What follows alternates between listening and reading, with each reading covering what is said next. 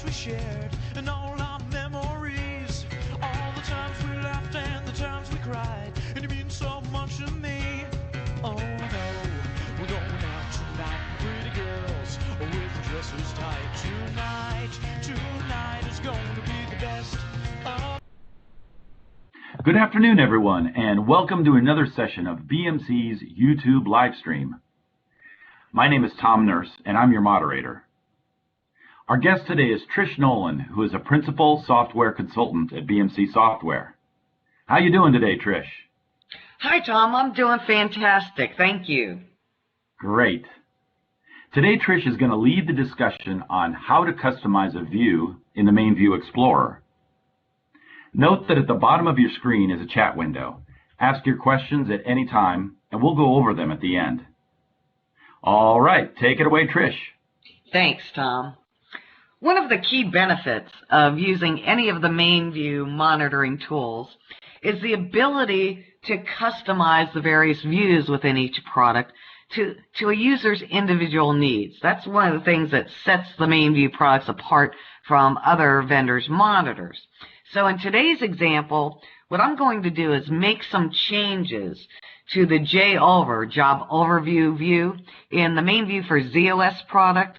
I don't particularly like the default layout of this view, and I want to change this view so that I can just look at a particular subset of jobs that are of particular interest to me. So let's go through and make some of those changes.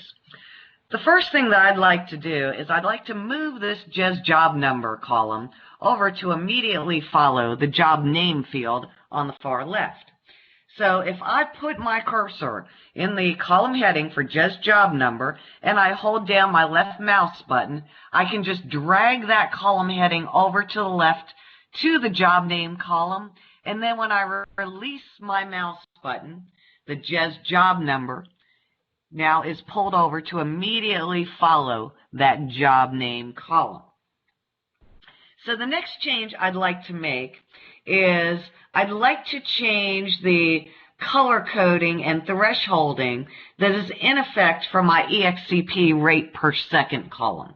Right now you can see that some of the values in this column are red and some of them are green, and I'd like to change those to be more easily visible when something is hitting an abnormal value. So what I'll do is I'm going to right-click on the column heading for the EXCP rate per second, and I get a drop-down box of all the different options that I can use to edit the way this column appears.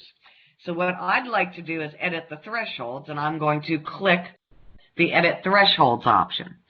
I get another drop-down box where I have a series of conditions and attributes that are applied to that particular column. Now, each column on this view is assigned an alphabetic letter. And in our case, the EXCP rate per second column has been assigned an alphabetic letter of X. And each condition has a relational operator. So, for example, the first condition says if the value in column X is greater than or equal to 5,000, it's going to use attribute number 4 to color code that value.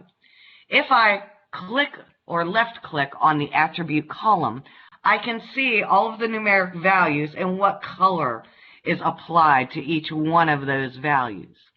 So if I wanted to change the color coding on my threshold, change the color coding from 4 to reverse video red, I could just click on the number 9 there.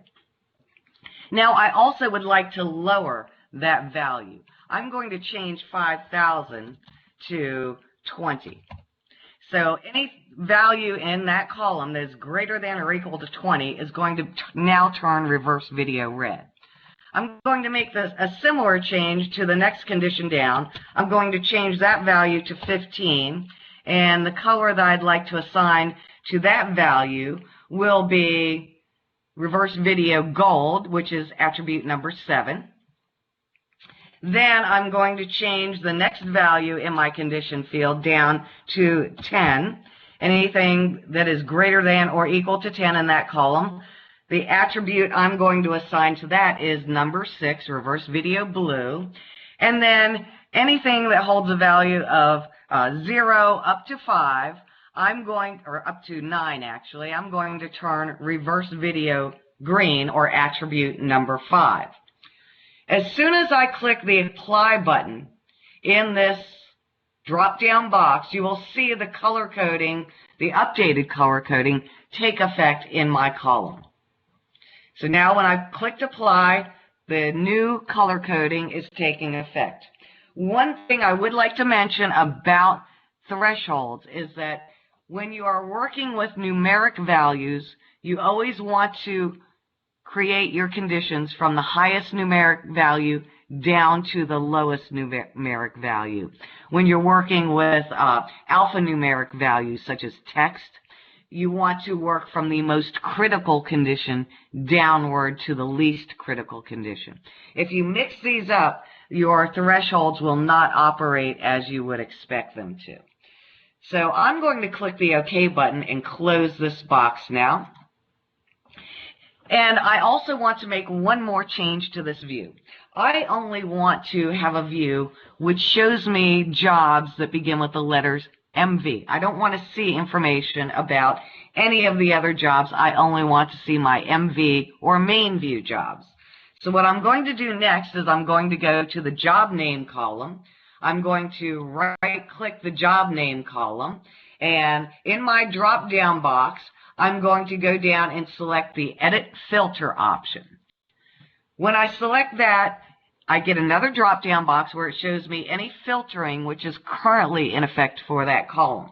Right now, the value that is in the filter for the column is anything that is equal to asterisk, which means there is basically no filtering in effect for that column. Whatever the job name is, asterisk is like splat. It's going to include every job name.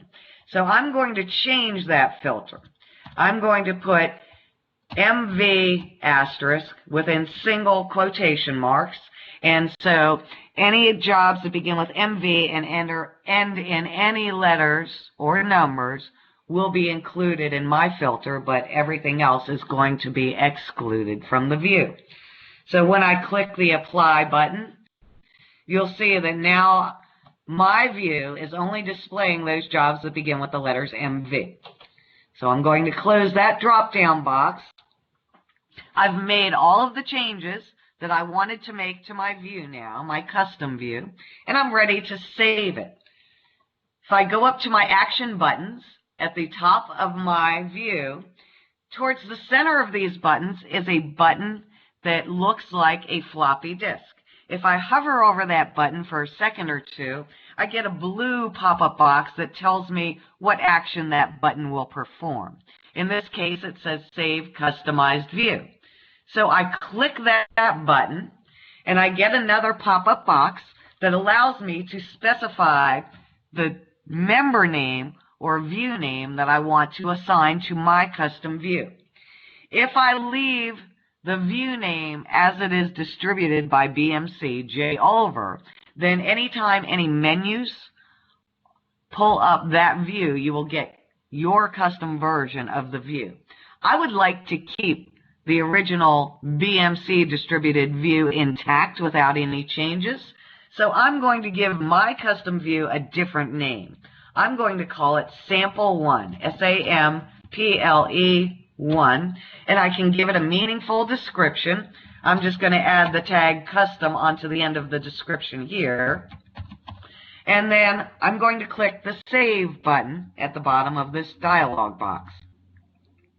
As soon as I save my view, the product navigation tree on the left-hand side of my screen is updated. And within the Cust User folder, you can now see my custom view name has been added to the Cust User folder. So that if I close my view, and at a later time I need to bring up my custom view again, I can simply go over to my Cust User folder and double-click on Sample 1, and that view, my custom view, will now be displayed. And that was a quick example of how you can easily and quickly modify views to suit your needs within any of the MainView products. Were there any questions that users might have had, Tom? Yes, it looks like we have a question through chat. Russell H55 asks, can I use views that other people create? And can I share my views? Yes, that's a good question. So when I saved this view, it saved it into my personal BBVDef, or custom view definition, partition data set. The very first time you logged on to MainView, you were probably prompted to allocate 5 or 6 files with your high-level qualifier or TSO prefix on them. These files are used so that things that you customize within the MainView products are saved in those files specifically for you, and they're attached to your user MainView session. And no one else can see those changes. So if you want to make a custom view available to other users at your shop, what you should do is copy that member, in our case it's sample 1, out of your personal userid.bbvdef file into the site level custom view definition file. Now the site level custom view definition file typically ends with the dataset name having a last node of sbbvdef for site view definition file. So if you copy your member into the sbbvdef file, then everyone will have access to that custom view. For example, another user at my shop has added a custom view to the site level file. I did not create the view. If I go over to my product navigation tree on the left and I expand the site folder, I'll see a view there called GWLV1. I can just double click that view and it brings up that customized site level view. I didn't create it, someone else did, but now I have access to it because they copied it into the sbbvdef file. Are there any more questions, Tom? Great explanation. No, that looks like that's about it for questions. And with that concludes this session. I want to thank Trish for lending her expertise on this topic, and to let our participants know that your feedback is valuable to us. So please send us your comments. And if you want to be notified of upcoming events, simply subscribe to this channel. Oh, and don't forget to hit that like button. All right, we'll see you in the near future with more YouTube live stream sessions featuring BMC's mainframe products. Thank you for joining us. Bye for now. She's gone, gone, gone, good.